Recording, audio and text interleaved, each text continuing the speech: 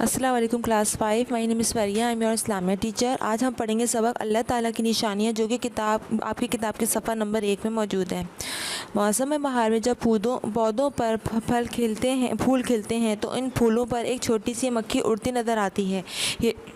ये जो बड़ी सरगर्मी से फूलों का रस चूस रही होती है, इसको शहद की मक्खी कहते हैं।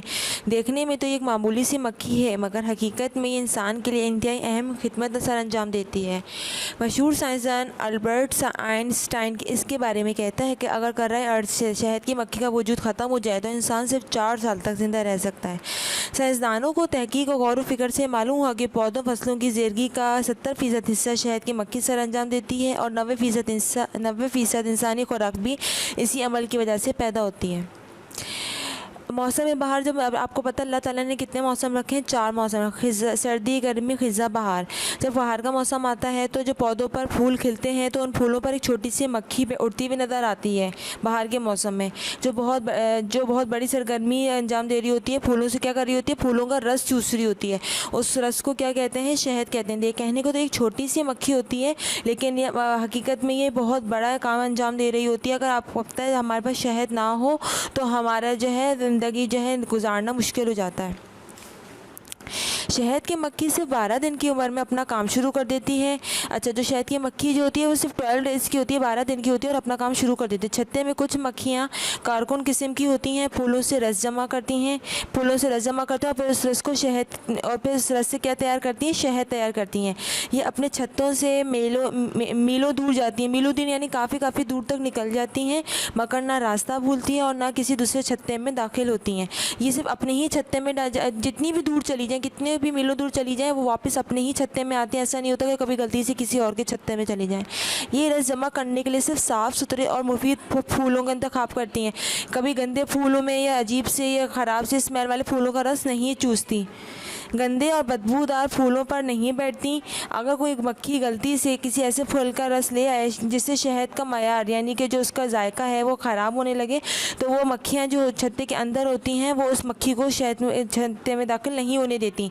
मयार बरकरार रखने वाली मक्खियाँ छत्ते में दाखिल होने वाली मक्खी को चेक करती हैं पहले कि जो ये रस ला रही है कि ये रस अच्छे फूलों से लाई है, साफ़ सुथरे फूलों से लाई है, या ये ख़राब फूलों से या फिर ये बेजायका फूलों से रस लाई है।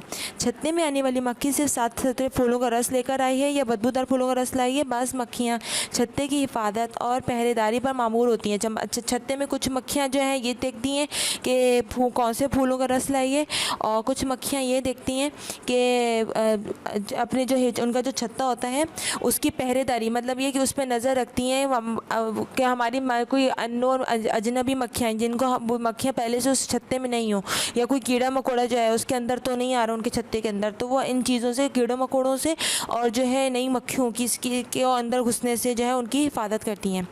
कुछ मक्खियाँ नए पैदा होने वाले बच्चों की देखभाल और तरबियत पर मामूर होती है। कुछ मक्खियाँ इस छत्ते के अंदर, सारी मक्खियाँ शायद नहीं फूलों का रस नहीं चूसती, कुछ जो है चेकिंग पे होती हैं कि कोई ख़राब फूलों का रस तो नहीं ला रही। इसी तरह कुछ मक्खियाँ इसलिए होती हैं कि वो नज़र रखी हुई होती हैं कि हमारे छत्ते में कोई नई मक्खी तो दाखिल नहीं हो रही, या कोई नया कीड़ा मकोड़ा तो नहीं आ रहा हमारे छत्ते में, उस तरह से। कुछ मक्खियाँ क्या करती हैं, जो नई मक्खियाँ पैदा होती हैं उनकी देखभाल और उनकी तरबियत पर, मतलब उनको उस देखने में, उनकी हिफाजत में मामूर होती हैं।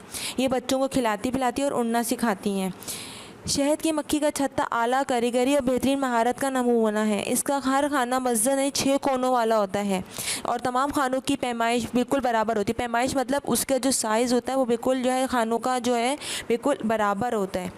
इनमें मामूली फ़र्क भी नहीं पाया जाता कि किसी का जो है छोटा हो खाना, किसी का खाना बड़ा हो, इक्वल होता है। गोया इनको किसी इंजीनियरिंग की आला तालीम दे रहे, ऐसा लगता है जैसे उनको बाकायदा किसी ने इंजीनियरिंग की तालीम, जैसे इंजीनियर होते हैं ना, तो मकान खड़े करते हैं, फ्लैट्स बनाते हैं, तो वो सारा नापतोल से बनाते हैं, हर चीज़ मेजरमेंट से बनाते हैं, नापतोल से। लेकिन ये जो छोटी सी 12 दिन की मक्खी होती है, ये सब काम इस तरह से अंजाम दे रही होती है जैसे इसको किसी ने बाकायदा इंजीनियरिंग की ट्रेनिंग दी हो, तालीम दे रखी हो, जबकि ऐसा नहीं है। कायनात में पाई जाने वाली हर चीज़ गवाही देती है कि उसे एक आला और बरतर ज़ात अल्लाह ने पैदा किया है। ये अल्लाह ताला ही है जिसने शहद की मक्खी को ये कमालात सिखाए हैं।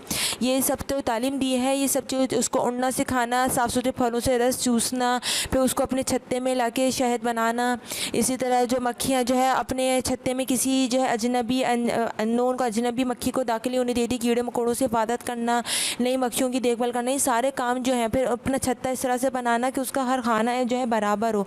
ये सारी जो तालीम है, ये सारी जो समझ है, किसने दी है? सिर्फ ये अल्लाह ताला की ही ज़ात है जिसने शहद की मक्खी को ये सब कमालात सिखाए हैं। मछली को तैरना या परिंदों को उड़ना वो भी कौन सिखाता है? अल्लाह ताला ही सिखाता है। इसी तरह इंसान को अक़ल, फ़हम और शऊर भी उसी ने दिया है। इंसान इसी अक़ल और शऊर की बदौलत दूसरे जानदारों से बेहतर और मुनफरिद है। अल्लाह ताला ने हम इंसानों को इसी तरह अक़ल और शऊर दिया और अच्छे बुरे की तमीज़ बता दी है। अभी हमारा काम है कि हम अपनी अक़ल और शऊर को अच्छे तरीके से इस्तेमाल करें या गलत तरीक़ों में, गलत रास्तों में इस्तेमाल करें। अल्लाह ताला इंसान को अपनी मखलूक पर गौर फ़िक्र की दावत देता है ताकि हम असल हकीकत को जान सकें।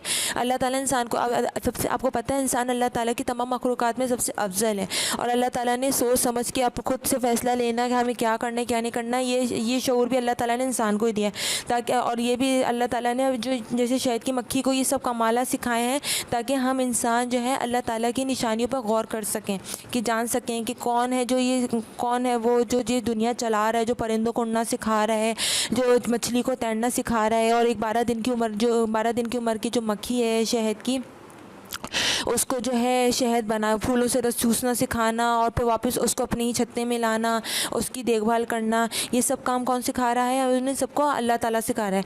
हमारा फ़र्ज़ है कि हम कायनात